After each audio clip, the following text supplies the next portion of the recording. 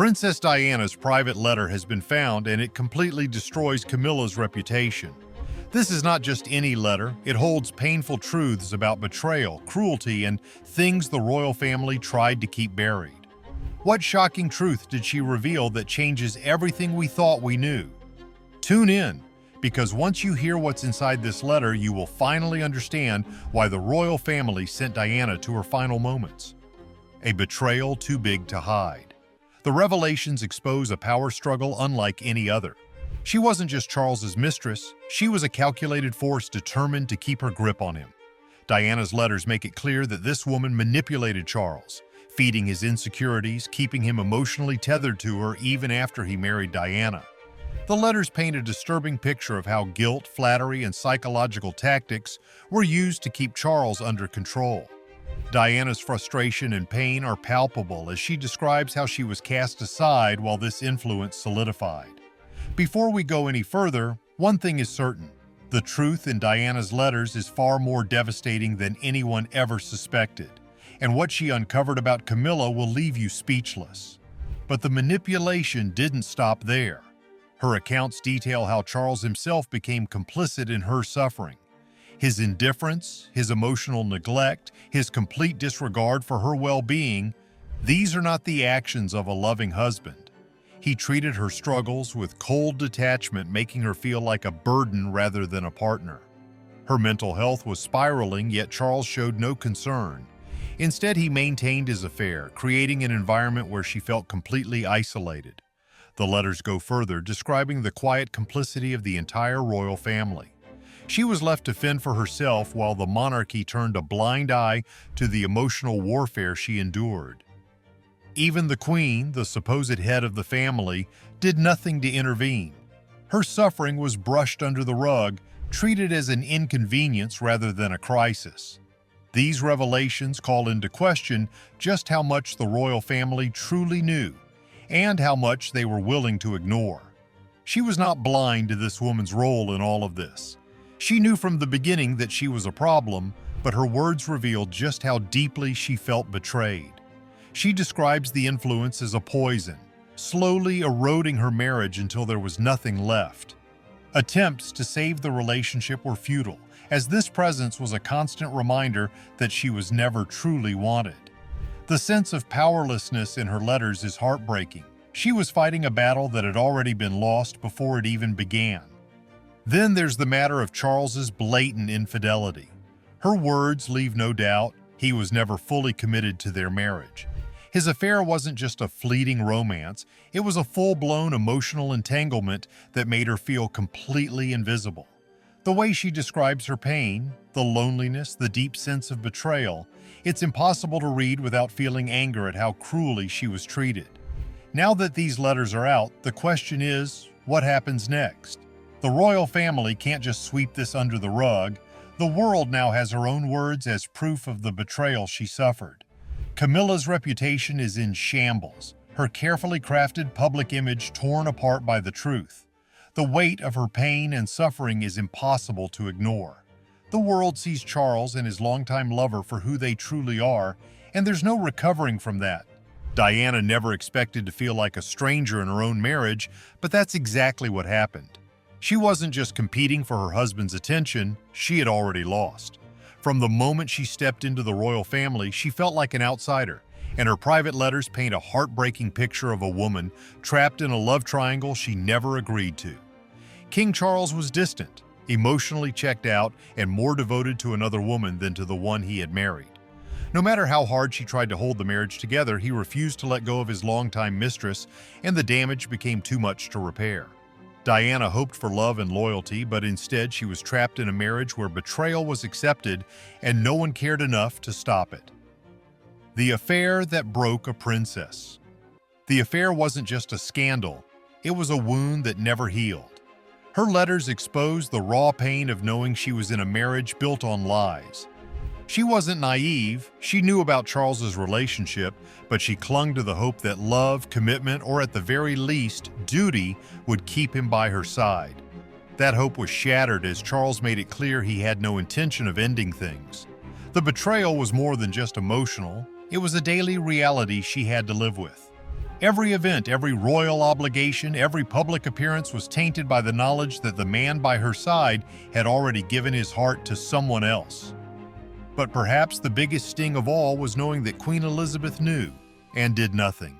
She believed the Queen had the power to stop the affair or at least address it, yet she chose silence. Her letters are filled with frustration, a desperate plea for acknowledgement from a family that had turned its back on her. She expected some form of support, some intervention, but instead she was met with cold indifference. The Queen wasn't just aware. She allowed it to continue. And that silence spoke louder than any words. To the royal family, maintaining the image of the monarchy mattered more than the suffering of one of their own. Diana's pain was made worse by Camilla's complete lack of remorse. It wasn't just an affair hidden behind closed doors, it was out in the open. Camilla acted as if she had nothing to hide, showing up at events and inserting herself into Diana's world without a second thought. There was no attempt to be discreet, no concern for the heartbreak she was causing. Diana's letters describe moments where Camilla seemed almost smug, as if daring her to react. The worst part, Diana was powerless to stop it. She wasn't just fighting to keep her husband's love, she was fighting for basic respect and losing. As for King Charles, guilt was never something that troubled him. If his wife expected an apology, she was waiting for something that would never come. Charles refused to acknowledge the hurt he caused, brushing aside her pain as if it were an inconvenience. In his mind, he had done nothing wrong. When confronted, he dismissed her concerns, deflected blame, and carried on as if their marriage wasn't falling apart at the seams. His coldness was almost as devastating as the betrayal itself. How do you stay married to a man who doesn't even care that he's breaking you? Through it all, her biggest concern wasn't herself, it was her children. William and Harry were caught in the middle of a storm they never asked for. She feared what growing up in such a fractured home would do to them. She worried about how they would see their father in the future, how they would process the knowledge that their mother had been cast aside. She tried to shield them from the worst of it. But how do you hide the truth from children who live in the public eye? The more she fought to protect them, the more isolated she became. She wanted out, but at what cost? She was trapped between her own survival and the well-being of her boys. Then there was Camilla's influence over Charles.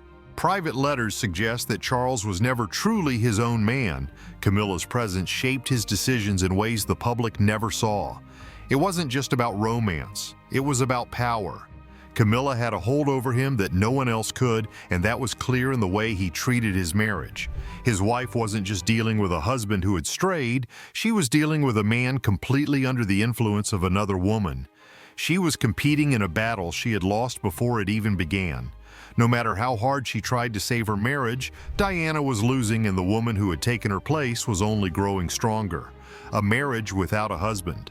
King Charles was not just having an affair, he was letting Camilla call the shots. His wife noticed it early on, but as time went by, it became impossible to ignore. From royal engagements to family matters, Charles was making decisions with Camilla in mind, not his own wife. She could see how her role was shrinking, her influence fading, while Camilla's presence only grew stronger. Camilla wasn't just his mistress, she was the one steering the ship, and the woman he had married was left stranded. Private letters show how she felt like an outsider in her own marriage. The man who was supposed to stand by her side seemed more devoted to someone else. While the public saw a glamorous princess, she was fighting a battle behind closed doors. Every time she tried to assert herself, she was ignored, overruled, or simply pushed aside. Her role wasn't just diminished, it was practically erased. The royal family wasn't exactly rushing to support her either. Letters make it clear they were more interested in preserving their image than acknowledging her pain. She wrote about how even as her marriage fell apart, they expected her to smile for the cameras and pretend everything was fine. Behind palace doors, there was no sympathy, no understanding, just silence. She was trapped in a system that saw her as an asset, not a person. Charles, on the other hand, had no problem showing where his loyalty lay. His wife wrote about how he would cancel plans, withdraw emotionally, and prioritize Camilla time and time again. It wasn't just an affair, it was a choice, a pattern, a deliberate act of placing one woman above another. Even their children weren't enough to shift his focus back to the woman he had married. She felt abandoned, humiliated, and completely powerless. And then there was the toll it all took on her. The stress, the betrayal, the isolation, it was too much. Her letters describe a deep sadness that only grew stronger over time. She battled anxiety, sleepless nights, and an overwhelming sense of loneliness. She tried to seek help, but the royal family's cold detachment only made things worse. It was as if they were waiting for her to break, expecting her to suffer in silence while they carried on as usual. Meanwhile, Camilla wasn't just staying in the shadows, she was moving in closer. It was clear how effortlessly she fit into the royal circle, how she gained favor with key figures, including the Queen. While one woman struggled for acceptance, Camilla was quietly cementing her place. The hypocrisy was undeniable. The very family that had resisted one of their own at every turn seemed to welcome Camilla with open arms. It made her question whether the royal family had ever truly been on her side. If they had wanted to, they could have stepped in, drawn a line, or at least acknowledged the damage being done, but instead they let it happen. They let her struggle, let her suffer, and watched as she was slowly pushed out. Her letters are more than just a cry for help. They are a painful reminder of how easily she was discarded. Charles's relationship with Camilla wasn't just a scandal, it was a power shift. It was a clear message about who truly mattered in his world. And the most devastating part, the woman he had once vowed to stand beside had to watch it unfold, knowing that she would never be able to change it.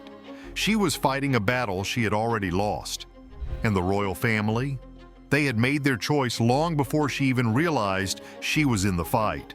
Long before she became a princess, Diana knew what it felt like to be alone, but nothing could prepare her for the life that awaited her. The royal wedding that hid a lie.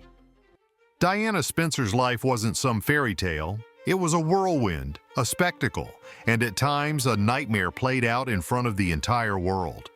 Born on the 1st of July, 1961, she was part of an old, prestigious British family, but that didn't mean her life was perfect. Her parents' messy divorce when she was just a child left scars that never really faded. While the world would later see her as a princess, she was first a lonely little girl growing up in a broken home, already learning that appearances could be deceiving. Her childhood wasn't all glitz and glamour. She bounced between schools, never quite standing out academically, but she had a warmth that drew people in.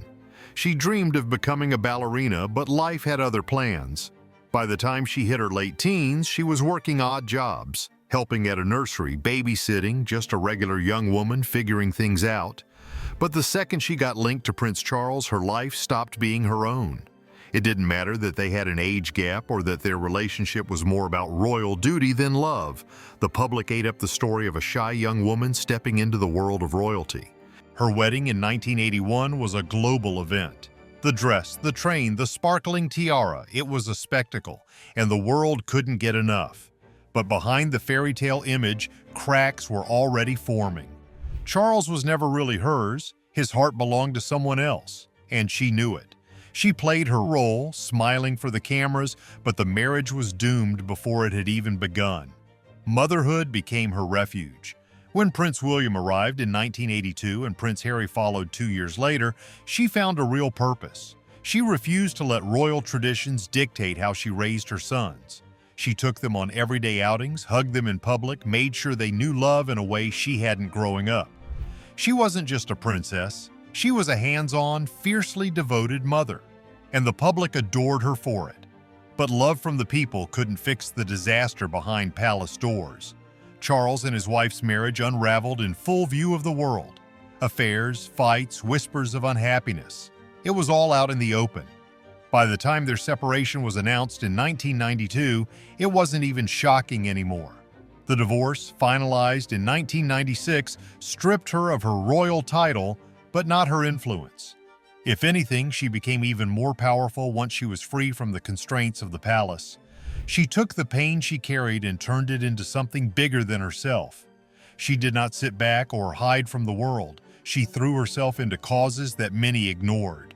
She visited people who had been cast aside, those suffering from AIDS, those battling leprosy, and those who had survived the horrors of landmines. She did not just stand at a distance and offer words of comfort. She reached out, touched hands, and reminded them they were human, just like everyone else. When she visited an AIDS clinic and shook hands without gloves, she destroyed the fear that had kept so many people apart. The world saw that moment, and in an instant, everything changed. And who could forget the sight of her walking through a minefield in Angola? The danger was real. One wrong step could have ended in disaster. But she did it anyway, not for cameras, not for fame, but to show the world the suffering left behind long after wars had ended. She forced leaders to take action, and her work led to real change. This was not just charity work for show, she was changing lives, one act of kindness at a time. But the world never let her just be a woman with a mission. The press followed her everywhere, watching her every move, turning her life into a story for the world to consume. Every relationship, every vacation, every struggle, nothing was off limits. They turned her into a constant headline, leaving her no space to breathe. She was beloved, yet she was trapped. And then, in the summer of 1997, the weight of it all came crashing down. It happened in Paris in the middle of the night. A high-speed chase, flashing lights, desperate to escape the photographers who never left her alone. Then, a tunnel. A crash. Silence. The woman who had spent her life in front of cameras, whose every step had been recorded, was suddenly gone. The world was left in shock, struggling to make sense of what had happened. The flashes of cameras that had followed her everywhere were still going off, even as her life slipped away. The chase had ended, but the loss was just beginning. Her funeral was unlike anything the world had ever seen. Streets filled with mourners, millions of people unable to hold back their grief. World leaders, celebrities, and everyday people stood side by side, feeling as though they had lost someone they truly knew. But her greatest impact was never just in the headlines. It was in the way she changed what it meant to be part of the royal family. She broke barriers, showed emotions, and reminded people that even those in power could be compassionate. Her sons, now grown, carry that same spirit forward. They have walked their own paths, speaking openly about their struggles, stepping away from traditions, and continuing the work she started. She may have been taken too soon, but her kindness, her bravery, and her impact, that will never fade. Did Princess Diana's letter finally reveal the truth about Camilla, or is there still more the royal family is hiding from the world? The impact of these words could change history, but will the palace ever admit it? Tell us what you think in the comments, and don't forget to like and subscribe for more.